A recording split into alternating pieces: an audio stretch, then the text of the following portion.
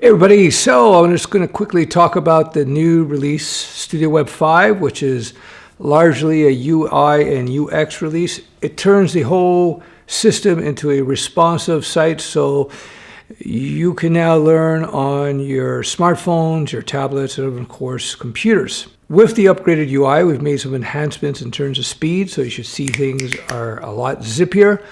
If you are a teacher, an educator, you will find a whole bunch of new tools behind the scenes, a huge speed increase in terms of your statistics, and new functionality to help you better manage your classrooms. I'll save that to another video. So StudioWeb 5 is a very significant release. It is the first time since its inception, really, that we've done a total rewrite of the user interface.